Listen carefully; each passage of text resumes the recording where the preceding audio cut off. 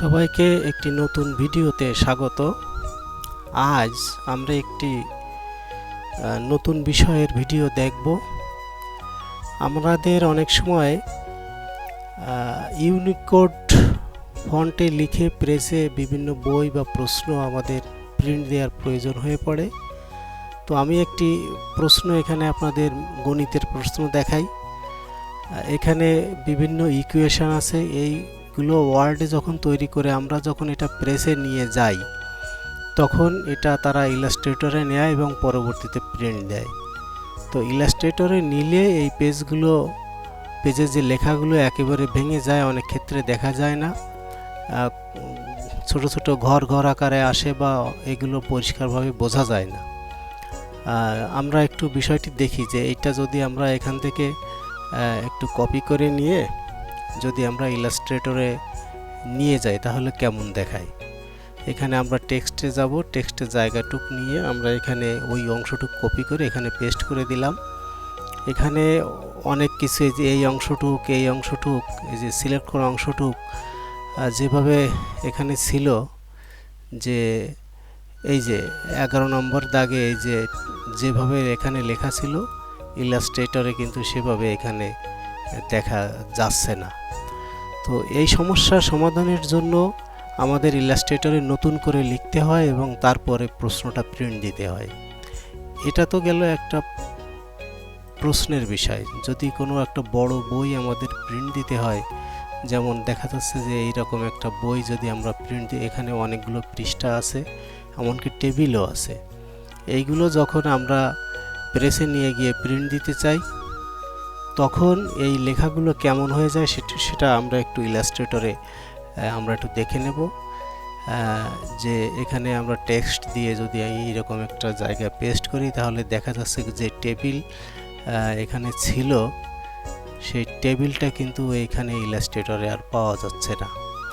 টেবিলটা একেবারেই ভেঙে গেছে। এমনকি আমাদের যে লেখাগুলো ছিল সমস্ত লেখা, এই যে এখানে লেখাগুলো সব ভেঙে গেছে, কারণ এটা ইউনিকোডে লেখা।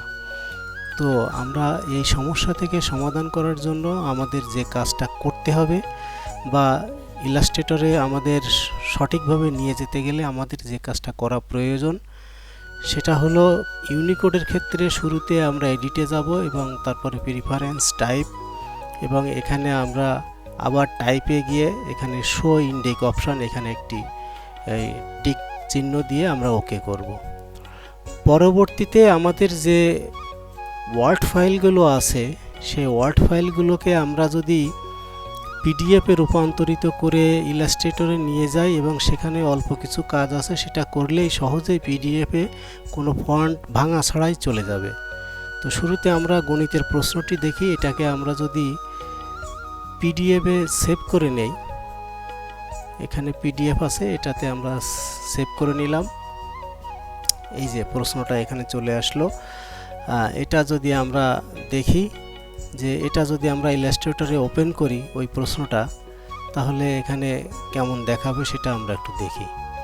এই যে ম্যাথ কোশ্চেন, এটা আমরা ওপেন করলাম। এখানে আমরা ওয়ালে গিয়ে ওকে করে দেব।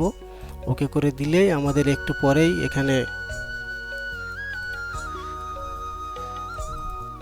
ম্যাথের যে কোশ্চেন সেটা চলে আসছে এবং যেভাবে ওয়ার্ডে ছিল ঠিক সেইভাবে ইলাস্ট্রেটরে চলে আসছে, কিন্তু এখানে কোনো কাজ করা সম্ভব হচ্ছে না।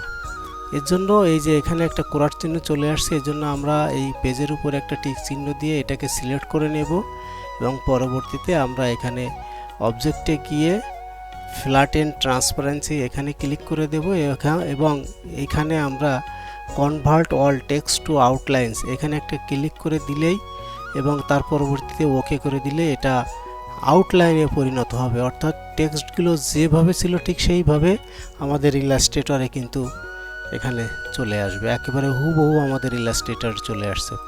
এবং পরবর্তী পেজের ক্ষেত্রেও যদি আমরা করতে চাই, এটা সিলেক্ট করে আবার অবজেক্টে যাব, ফ্ল্যাটেন ট্রান্সপারেন্সি এবং ওকেতে আমরা ক্লিক করে দিলে এটা আউটলাইন হিসেবে আমাদের ইলাস্ট্রেটরে এটা চলে আসবে।